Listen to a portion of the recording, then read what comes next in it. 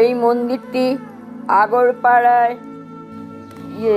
আগরপাড়ায় গিরিপালা দাসীর শ্রী শ্রী রাধা গোবিন্দ কুঞ্জ 1318 সালে স্থাপিত হয়েছে।